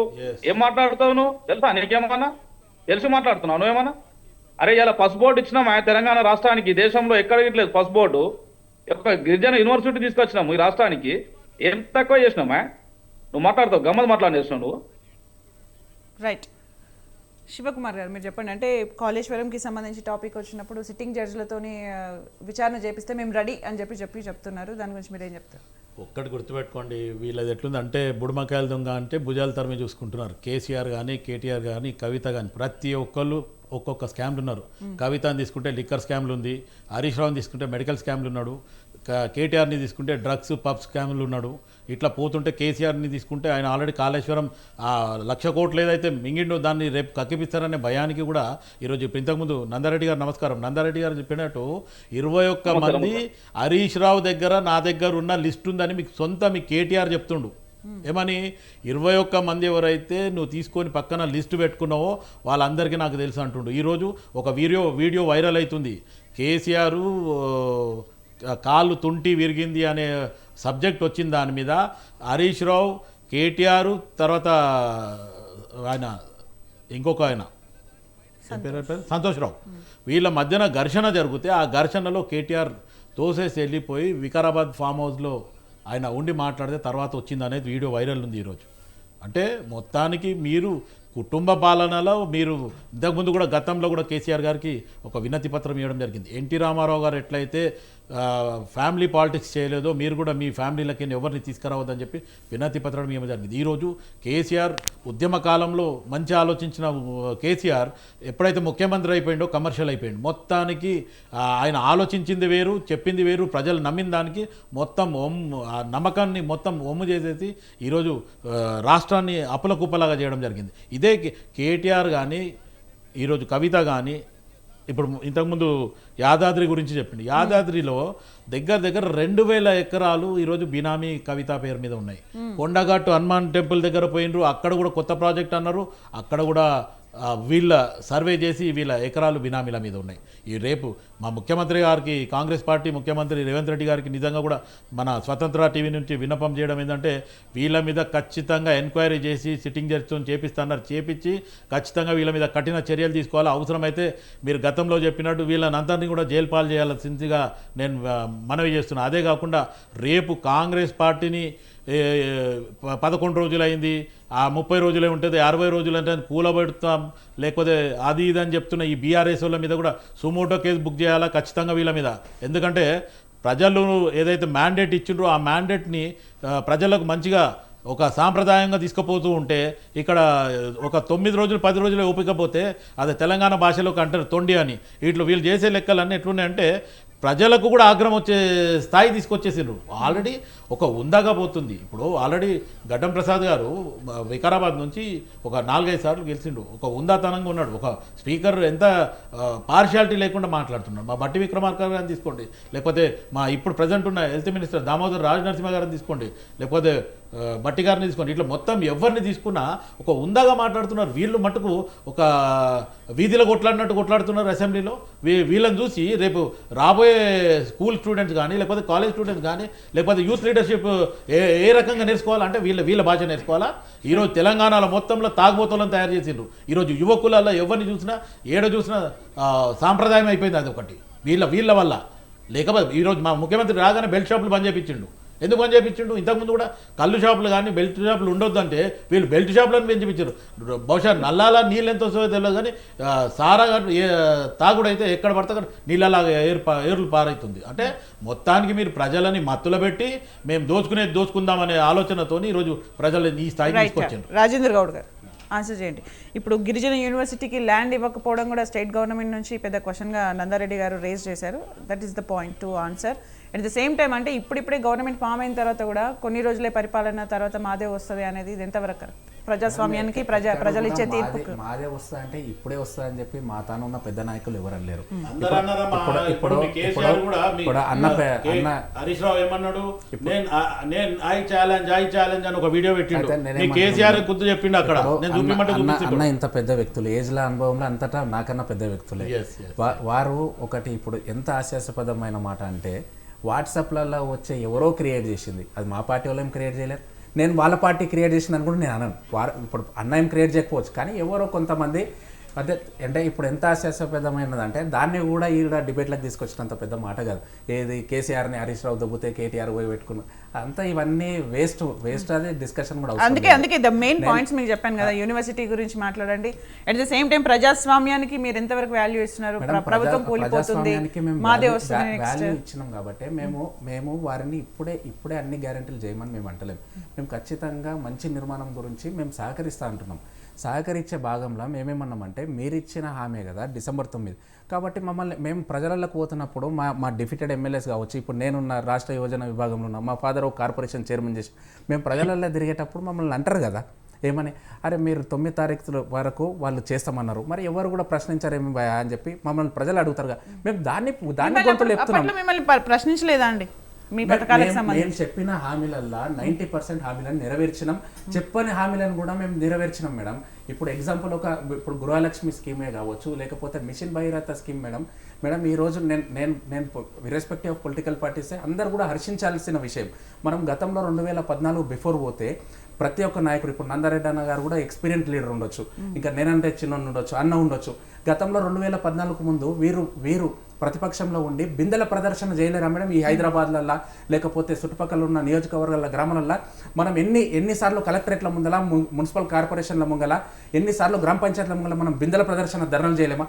మరి అలా 2014 తర్వాత ఇయ్యాలటి వరకు అంటే నేను వారిని అడుగుతున్నా, మీరు ఎప్పుడన్నా ఈ 10 ఏళ్లలో బిందెల ప్రదర్శన చేసిరా అన్న? ఎక్కడన్నా చేసిర్రా? అంటే మనం అది హర్షించదగిన స్కీమ్ కాదా మేడం? ఈ దేశంలోనే ఫస్ట్ స్కీమ్గా మేడం మిషన్ భగీరథ ఇంటింటికి నల్ల అనేది, దాన్ని హర్షించండి. నల్గొండల్లో మీరు 55 ఏళ్ళు పాలించారు. నేను బీజేపీ పార్టీని అంటలేదు, ఎందుకొరకంటే బీజేపీ పార్టీ ఎప్పుడు కూడా తన పాలించలేదు, పాలించపోదు కూడా. కానీ నేను Right, పాలించిన కాళేశ్వరం- కాంగ్రెస్ పార్టీని కాళేశ్వరం అంటున్నా. ప్రాజెక్ట్ గురించి మేడం, మాట్లాడండి. కాళేశ్వరం ప్రాజెక్ట్ మేడం ఇలా చూడండి, మీరు ఇన్ని కోట్ల అవినీతి ఉంటే బయట పెట్టండి, మేము దానికి ఖచ్చితంగా మేము స్వాగతిస్తాం.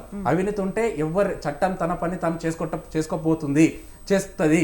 కాబట్టి ఖచ్చితంగా మా తప్పు ఉంటే తప్పు పెట్టండి. కానీ అదే కాళేశ్వరం ప్రాజెక్ట్ని విమర్శించే ముగ్గులో ఒకసారి ఆత్మ పరిశీలన చేసుకోండి మేడం. గతంలో ఎట్లుండే మన తెలంగాణలో ఎక్కడన్నా మనం ఈ మెదక్ జిల్లా లేకపోతే కరీంనగర్ జిల్లా పోతే ఇప్పుడు మీరు వండి మేడం కారు తీసుకొని పోండి, మనకు కన్నుసూపు మేర మొత్తం కూడా మనకు పచ్చదనం కనిపిస్తలేదా? మరి అది కాళేశ్వరం ప్రాజెక్టు ఒక 1,00,000 ఎకరాలు నేర్చుకున్నాం తమ్మి.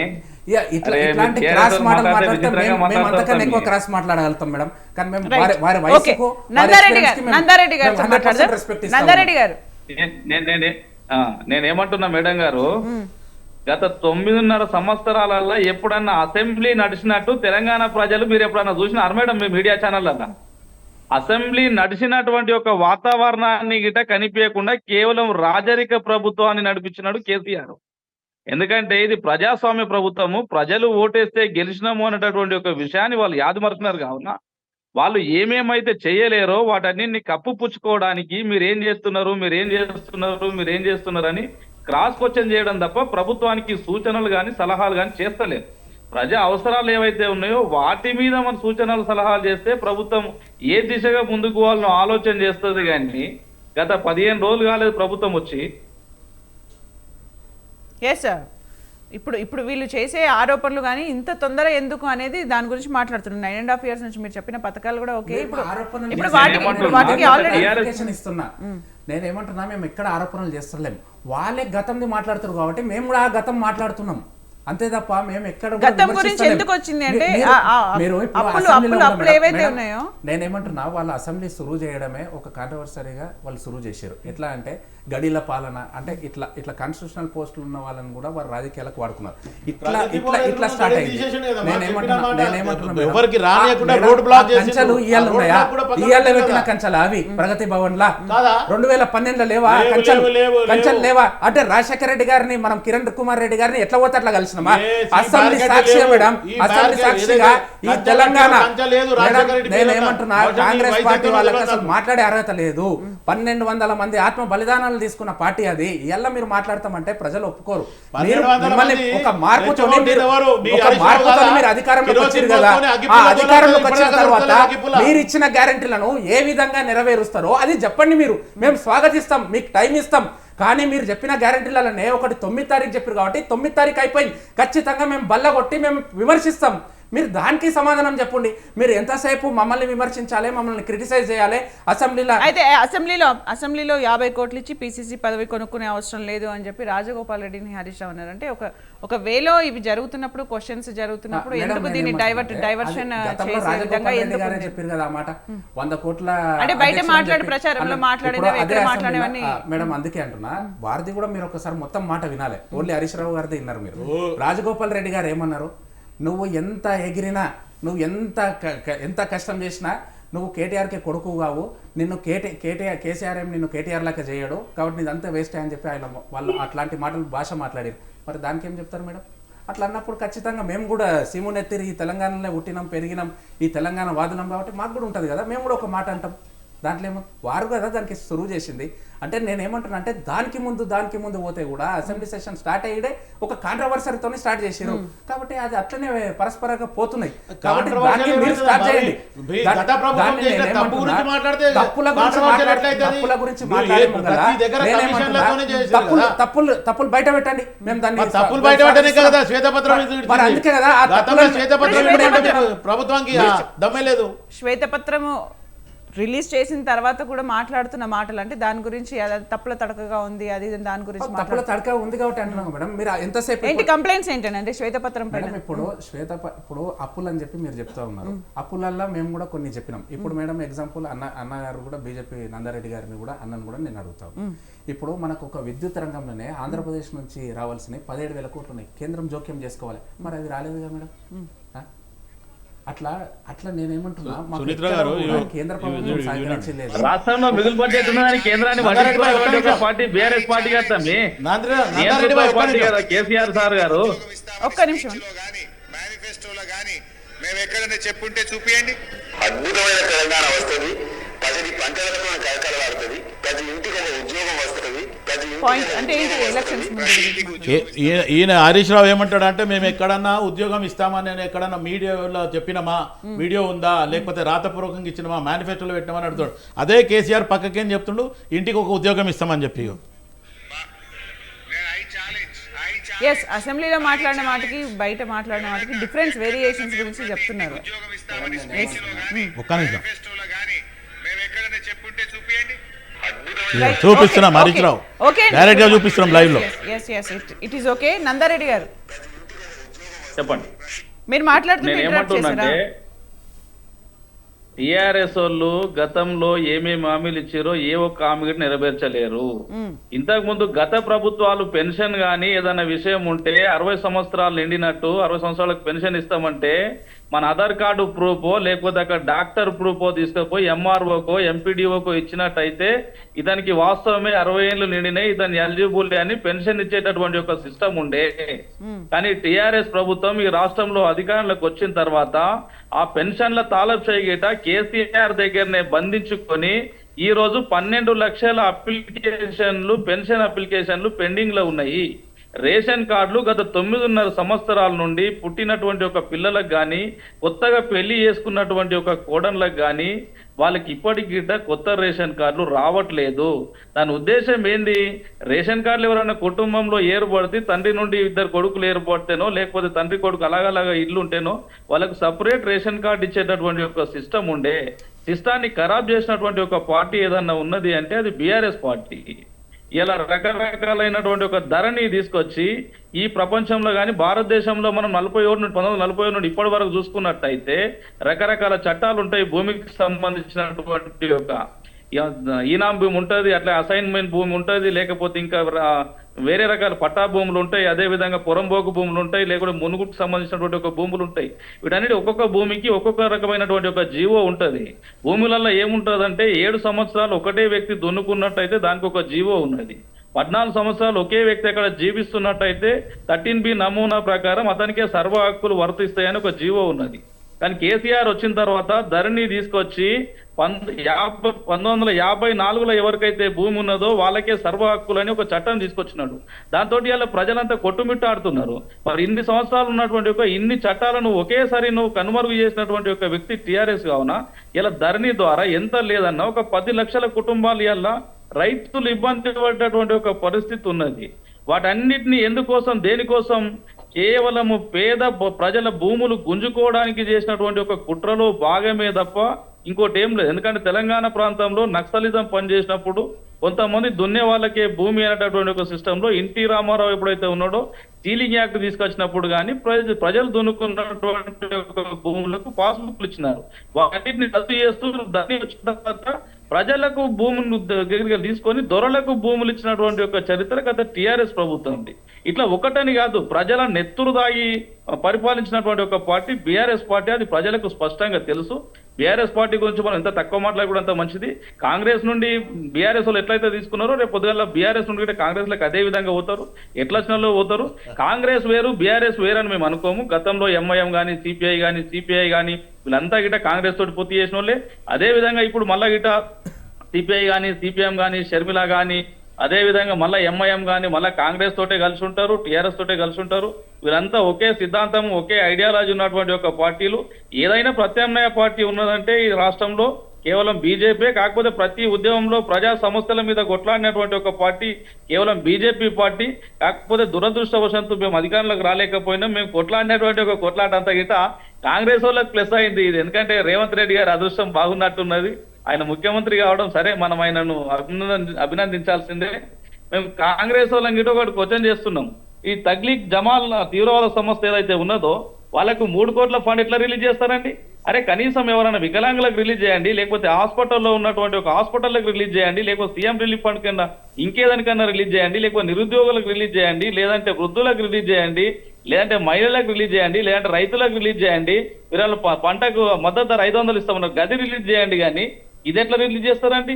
సౌదీ అరేబియా ఏదైతే ఉన్నదో అక్కడ మహమ్మద్ ప్రవక్త పుట్టిన దగ్గరనే ఆ సంస్థను నిషేధించినారు. తెలంగాణ రాష్ట్రంలో 3000 కోట్లు ఎట్లు ఇస్తారండి? ఎవడు బాప్కా జాగీరు? కాంగ్రెస్ వాళ్ళు అంటే కాంగ్రెస్ అంటే గిట్ట ఎంఐఎం అంటే గిట్ట కాంగ్రెస్ అవన్నీ తెలిసిన చరిత్రలే. కాంగ్రెస్ వారు గతంలో ఏం చేసినారు, ఇందిరమ్మ ఏం చేసినది, మనకు 1947లో ఏ ప్రాతిపదికన దేశం విభజన జరిగినది, 72లో ఏం యాక్ట్ తీసుకొచ్చినారు, ప్రజలను ఎట్లా హింసిస్తున్నారో కాంగ్రెస్ వాళ్ళ గురించి అంతే తెలుసు. కాంగ్రెస్ వాళ్ళు ఒకవేళ హామీలు నెరవేర్చకపోతే రేపు పొద్దుగాల వాళ్ళ దుకాణం పెట్టుకుందాం వాళ్ళ తర్వాత. కానీ ఇవన్నీ టీఆర్ఎస్ వాళ్ళకి మాత్రం విమర్శించేటటువంటి ఒక అర్హత లేదని నేను అనుకుంటున్నాను. మీరు చెప్పండి, అంటే రాజేందర్ గారు, జూపల్లి కృష్ణారావు అంటే మంత్రి జూపల్లి కృష్ణారావు కార్పొరేషన్ల ద్వారా తీసుకున్న రుణాలు ఎలా కడతారు? కాళేశ్వరం ద్వారా నీళ్లు ఇచ్చిన తర్వాత రైతులపైన పన్నులేసి అలా కడతారా? ఇవేంటి రుణాలన్నీ ఏంటి? మేడం, ఇప్పుడు కార్పొరేషన్ యొక్క అప్పులను, వాళ్ళు తీసుకున్న అప్పులను కూడా ప్రభుత్వం మీద వేసి వాళ్ళు 6,71,000 కోట్ల చిల్లర అప్పు అని చెప్పారు. ఇక ప్రభుత్వం అప్పులు వేరు, కార్పొరేషన్ అప్పులు వేరు. అల్టిమేట్గా రెండు ఒక్కటేనేమో, కానీ కార్పొరేషన్ ఎట్లా అంటే వారి యొక్క ఇన్కమ్ స్టేటస్ని చూసుకొని కార్పొరేషన్ అనేది సపరేట్ చేస్తుంది. ఇప్పుడు డ్రింకింగ్ వాటర్ సప్లై కార్పొరేషన్ పైన అప్పు చూపించారు, స్టేట్ హౌసింగ్ కార్పొరేషన్, మళ్ళీ ఇంకోటి water resource infrastructure development corporation పైన, అంటే ఇప్పుడు ఈడబ్ల్యూఐడిస్ ఉన్నది, అదొక కార్పొరేషన్స్కి సపరేట్గా వాళ్ళు అప్పులు చేసుకుంటున్నారు. అంటే వాళ్ళ ఆస్తులను బట్టి వాళ్ళ యొక్క ఇన్కమ్ సోర్స్ వాళ్ళ కార్పొరేషన్ నడపడానికి తీసుకుంటారు. ఇక్కడ కూడా దాన్ని కూడా ప్రభుత్వ అప్పులలో చూపించడం ఎలా దురదృష్టకరం మేడం. అయితే ఇప్పుడు కార్పొరేషన్స్కి వారికి సపరేట్, అంటే ఇప్పుడు నేను ఎగ్జాంపుల్ నాకు అంటే బాగా అవగాహన ఉన్నది ఒక ఈడబ్ల్యూఐడిసి కార్పొరేషన్. ఈడబ్ల్యూఐడిసి కార్పొరేషన్ అనేది వారి యొక్క కార్పొరేషన్ నడిపేయడానికి, కార్పొరేషన్ని డెవలప్ చేసుకోవడానికి, వారి జీతాలు ఇవ్వడానికే వాళ్ళు సపరేట్గా వర్క్ చేసుకుంటారు. అంటే వారికి వచ్చిన వర్క్స్ మీదనే వాళ్ళు డివైడ్ చేసుకొని ఆ లాభాలతోనే కార్పొరేషన్ డెవలప్ చేసుకుంటారు తప్ప ఇక్కడ కూడా కార్పొరేషన్కి ప్రభుత్వం ఏమి కూడా ప్రభుత్వంలోకి వెళ్ళి డబ్బులు తీసుకొచ్చి ఒకవేళ కార్పొరేషన్లో మీకు ఒకవేళ జీతం ఇవ్వాలి, ఆ జీతం ఇవ్వలేని పరిస్థితుల్లో కార్పొరేషన్ ఉంటే కూడా ప్రభుత్వం ఏం దానికి సహకరించదు. మళ్ళీ దానికి ఒక సపరేట్ జీవో తీసుకురావడం అంతా కూడా సపరేట్ మళ్ళీ. కాబట్టి కార్పొరేషన్ అప్పులను కూడా దీంట్లో చూపించడం అనేది కరెక్ట్ కాదు. నేను అనేది అది మేడం. ఓకే, మీరు చెప్పండి శివకుమార్ గారు. కేసీఆర్ గారు ఏం చేసిండండి, ప్రతి దగ్గర ఒక కార్పొరేషన్ అన్నాడు, ఆ కార్పొరేషన్కి ఒక చైర్మన్ తప్ప ఆఫీస్ ఉండదు, ఇన్ఫ్రాస్ట్రక్చర్ ఉండదు, దాన్ని తాకట్టు పెట్టి ఆ భూములను తాకట్టు పెట్టి కూడా అప్పు తీసేసుకున్నాడు ప్రతి దగ్గర. ఈవెన్ పోలీస్ డిపార్ట్మెంట్లో వాళ్ళ వెహికల్స్ కూడా ఈరోజు అండర్ హైపోథికేషన్ ఉన్నాయి. అంటే ప్రస్తుతానికి అంటే కాంగ్రెస్ ఇవన్నీ పాయింట్స్ చూపించి అంటే ఏం చెప్పాలనుకుంటోంది ప్రజలకు? అంటే గతంలో కూడా ఈరోజు మాట్లాడడం కాదు, Congress as a Congress party స్పోక్స్ పర్సన్గా కానీ కాంగ్రెస్ పార్టీ లీడర్గా కానీ గతంలో 9.5 సంవత్సరాల నుంచి శ్వేతపత్రం విడుదల చేయండి అని చెప్పి ఖచ్చితంగా మేము డిమాండ్ చేయడం జరిగింది. కానీ ఈరోజు పరిస్థితులు ఏమున్నాయంటే కేసీఆర్కి తెలుసు ఈ 9.5 సంవత్సరాలు అయినాక నేను ఉండను అనేది ఆలోచన. ఆయన ఆల్రెడీ మొన్న లాస్ట్ ఎలక్షన్ స్పీచ్లో కూడా చెప్పేసిండు, మీరు గెలిపిస్తే నేను అధికారంలోకి వస్తాను, లేదంటే ఫామ్ హౌస్లో వండుకుంటా అన్నాడు. ప్రజలు చెప్పేసి చాలా అయిపోయింది 9.5 సంవత్సరాలు, ఇక నువ్వు పోయి ఫామ్ హౌస్లో వండుకో అన్నారు, పండుకోడు. కానీ ఈరోజు పరిస్థితి ఏంటంటే ఆయన ఫామ్ హౌస్లో ఆయన వండుకుండు, కానీ ఈ అప్పులు ఎవరు చేసిండ్రు? ఈ కాళేశ్వరం ఏదైతే ఈ మేడిగడ్డ అన్నారం చుందిరిలా ఏదైతే ఉందో ఇది అవసరమే లేదు ఎక్స్టెన్షన్ చేయడం, సిరీఫ్ ఇలా కమిషన్ల గురించి అది చేయడం జరిగింది. అంటే మొత్తానికి తెలంగాణ ప్రభుత్వం ఎట్లా అంటే అప్పుల కుప్ప చేసేసిండు, ప్రజలంతా మొత్తానికి అతలం కుతలం చేసేసిండు. ఈరోజు ఒక్కరు కూడా స్వేచ్ఛగా లేకుండా అనే కాంగ్రెస్ రావడానికి ముందు కాంగ్రెస్ ఇచ్చిన హామీలు వాటన్నింటినీ కూడా కాంగ్రెస్ని ప్రభుత్వం ఫామ్ చేసేలా చేసింది. ఇప్పుడు మీరు చూపించిన అప్పుల ద్వారా అంటే ఏం చెప్పాలనుకుంటున్నారు? అంటే మేము ఇచ్చిన గ్యారంటీస్ నెరవేరవని కష్టం అంటే ఫస్ట్ నుంచి కూడా క్వశ్చన్ అదే, బడ్జెట్ కి తగ్గట్టు ఇవ్వాలి, వాళ్ళు అతిగా ఇచ్చేసారు, అవి చేస్తారా లేదా చేస్తారా దానికి. సునీత్ర గారు మీరు ఇప్పుడు అన్న మాటకి ఇదే కేసీఆర్ గారు మా మేనిఫెస్టోని కాపీ చేసిండు. ఒకవేళ కాంగ్రెస్ రాకుండా ఉంటే బీఆర్ వస్తే అప్పుడు సరిపోయేదా? వీళ్ళు మాట్లాడే మాట ఎట్లుందంటే వాళ్ళు శ్వేతపత్రానికి అప్పులకు సంబంధం లేదు.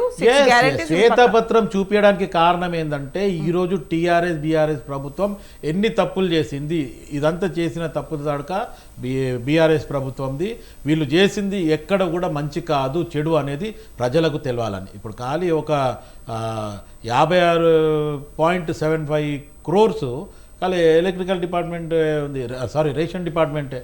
ఆల్రెడీ సెంట్రల్ గవర్నమెంట్కి బియ్యము సెంట్రల్ గవర్నమెంట్ ఇస్తుంది, కానీ వీళ్ళు మళ్ళీ అంతగానం అప్పులు చేసి దాని అభివృద్ధి ఎక్కడ పోయింది? ఇప్పుడు 56.75 crores ఎక్కడ పోయినాయి?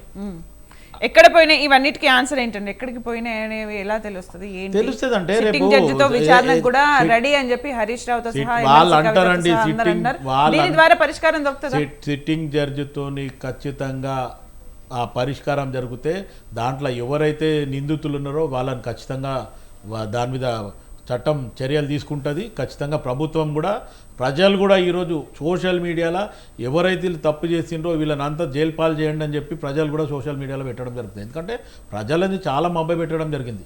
ఈరోజు రాజు లేకపోతే రాజరికమే లేదనే సామెతగా మొన్నటి వరకు ఐటీ అని మాట్లాడిండు. ఈరోజు మా శ్రీధర్ బాబు గారు రాగానే సైలెంట్ అయిపోయినారు. వీళ్ళంతా ఎడ్యుకేటెడ్ కాదా, నువ్వు ఒక్కరిమే ఎడ్యుకేటెడా? మా మధ్యాష్కి గారు గతంలో కూడా చెప్పడం జరిగింది, కేటీఆర్ నేను గిట నీకు వీసా ఇవ్వకపోయింటే నువ్వు మీ కవిత పెళ్ళికే రాకపోతుంటివి, అదే అమెరికాలో చిప్పలు గడుగుతుండే అన్నావు. ఇదే మా హనుమంతరావు గారు అన్నారు, ఒకవేళ నువ్వు కేసీఆర్ కొడుకు గిట కాకపోతే నాంపల్లి దర్గా కాడ కూర్చొని దేయాలాక నాంపే అని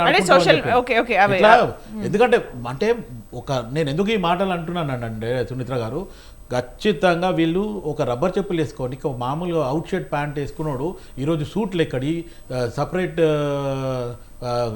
జెట్లు ఎక్కడి, వీళ్ళ ఫ్లైట్లు ఎక్కడి. మొన్న ఒక వీడియో కూడా వైరల్ అయింది. ఇంకోటి తెలంగాణ ప్రజల సొత్తే వీళ్ళ దగ్గర. వీళ్ళు ఫస్ట్ టైం 2013లో ఎలక్షన్లో పెట్టినప్పుడు ఏదైతే ఎలక్షన్ కమిషన్కి వీళ్ళు ఇచ్చిన అఫిడవిట్ ఏముంది, ఈరోజు అఫిడవిట్ ఉంది, అది కంపేర్ చేస్తే సరిపోతుంది వాళ్ళ. నందారెడ్డి గారు, టోటల్గా మీ వర్షన్ చెప్పండి. అంటే ఇప్పుడు శ్వేతపత్రం రిలీజ్ అయిపోయింది, రాష్ట్రానికి ఎంత అప్పులు ఉన్నాయి 9.5 years నుంచి అని చెప్పి కాంగ్రెస్ శ్వేతపత్రం రిలీజ్ చేసింది. అంటే ఇది 6 guaranteesకి సంబంధించి ఏమైనా ఉందంటారా? మీ వర్షన్ ఏంటి? శ్వేతపత్రం రిలీజ్ ఎప్పటికప్పుడు చేస్తూనే ఉండాలి, ఇది మంచి సాంప్రదాయం. ఎందుకంటే ప్రజలను మనల్ని ఎన్నుకున్నారు, దేనికోసం ఎన్నుకున్నారు? ప్రజా పరిపాలన సౌలభ్యం కోసం పాలకులను ఎన్నుకుంటారు. ఎన్నుకున్నప్పుడు మన రాష్ట్రంలో అప్పులు ఏమున్నాయి, ఆమ్దాన్ ఏమున్నాయి, మన జీవనోపాధి ఎట్లా మెరుగవుతుంది, మన ప్రజలకు విద్యా వ్యవస్థ ఎట్లా అందుతుంది, మనం ఉపాధి వ్యవస్థను ఎట్లా మెరుగుపరచుకోవచ్చు, మన ఆర్థిక స్థితిగతులు ఎట్లా మార్చుకోవచ్చు, మన ఎడ్యుకేషన్ సిస్టమ్ ఎట్లా మార్చుకోవచ్చు, ఆరోగ్యానికి ఎట్లా ఖర్చు పెట్టుకోవచ్చు, దీనికోసమే కదా మనకి ఇచ్చినది. ప్రజలు మన పరిపాలనకు మన సౌలభ్యం కోసం అవకాశం ఇచ్చినారు. దాన్ని రాజరికం కింద తీసుకొని ఇప్పటి వరకు శ్వేతపత్రం రిలీజ్ చేయకుండా ఎంత అంటే నియంత్రితమైనటువంటి ఒక పరిపాలన నడిపించినటువంటి ఒక కేసీఆర్ గారు గతంలో కాంగ్రెస్ ప్రభుత్వం రాష్ట్రంలో అధికారం ఉన్నప్పుడు రాజీవ్ గృహకల్ప అనేటటువంటి ఒక గృహాలు కట్టినారు మన హైదరాబాద్ చుట్టూ. ఆల్మోస్ట్ నాకు తెలిసి ఒక 2 లక్షలు 3 లక్షలు ఇండ్లు ఇప్పటిదాకా ఖాళీగా ఉన్నాయి. 90% పూర్తయినాయి. ఒక 10% ఖర్చు పెట్టి అవన్నీ పేద ప్రజలకు ఇచ్చినట్టయితే నిస్సహాయ స్థితిలో ఉన్నటువంటి ఒక పేద ప్రజలు, ఒక ఆటో డ్రైవరు, ఒక అడ్డా కూలి, అదేవిధంగా ఒక కర్మాగారంలో పనిచేసేటోళ్ళు, చెల్లెళ్ళు, ఏదన్నా ఇంట్లో పనిచేసుకునేటోళ్ళు, ఇలాంటి రకరకాల ఇబ్బంది పడుతున్నటువంటి ఒక వ్యక్తులు ఇంటి రెంట్ కట్టుకోక నరకయాతను అనుభవిస్తున్నారు కదా. ఆ ఖాళీగా ఉన్నటువంటి ఒక 90% పూర్తయిన గృహాలను 10% ఖర్చు పెట్టి ప్రజలకు ఇవ్వకుండా మేము డబల్ బెడ్రూమ్ అయితేనే కడతాం, అల్లుడు వస్తే అత్తకి ఇబ్బంది అవుతుంది, ప్రజలకు తీపి మాటలు చెప్పినారే తప్ప ప్రజలకు చేసినటువంటి ఒక పరిపాలన అంతా గిట్ట చేదు జ్ఞాపకాలను మిగిల్చింది తప్ప మహమ్మద్ బి తుగ్లక్ తర్వాత ఇలాంటి పరిపాలన మళ్ళీ ఇప్పుడు చూడకూడదని నేను కోరుకుంటున్నాను. దుర్మార్గమైనటువంటి ఒక ప్రభుత్వం నేను అనుకుంటున్నా. ఇంకోటి కాంగ్రెస్ వాళ్ళు గిట్ట గతంలో ఉన్నట్టు కాకుండా కొంచెం మార్చుకొని మంచి పరిపాలన చేస్తే మంచిగా ఉంటది, ప్రజల మెప్పు పొందేటటువంటి ఒక పరిపాలన చేస్తే మంచిగా ఉంటది. ఒకవేళ మీరు ఇచ్చినటువంటి ఒక గ్యారంటీలు ఏవైతే నెరవేర్చకపోతే ఖచ్చితంగా భారతీయ జనతా పార్టీ కొట్లాడడానికి సంసిద్ధంగా ఉంటుంది. టీఆర్ఎస్ అయితే ఎట్లా నిలదీస్తామో రేపు కాంగ్రెస్ వాళ్ళని గిట్ట అదే విధంగా నిలదీస్తామో. అయితే ఇప్పుడు నందారెడ్డి గారు మీకే సూటిగా చెప్తున్నారు, ఈ 9, 10, 11 రోజులు ఇవాళకి పరిపాలన వచ్చి ఈ 9.5 సంవత్సరాలలో ఎప్పుడు కూడా ఏ మంత్రిత్వ శాఖ రివ్యూ కాలేదు, ఏ మంత్రికి కూడా స్వేచ్ఛ లేకుండే. ఈరోజు మా పరిపాలన ఓపెన్గా ఫ్రీడమ్గా చేయడం జరుగుతుంది. ఏ మంత్రిత్వ శాఖకి వాళ్ళకి స్వేచ్ఛను ఇచ్చిండు ముఖ్యమంత్రి గారు. అదే కాకుండా ఇంకొక మాట అండి, ఆల్రెడీ మీరు ఇంతకుముందు చెప్పినట్టు ఏదైతే శ్వేతపత్రం శ్వేతపత్రం యాక్సెప్టబుల్ అని అంటున్నారు శివకుమార్ గారు.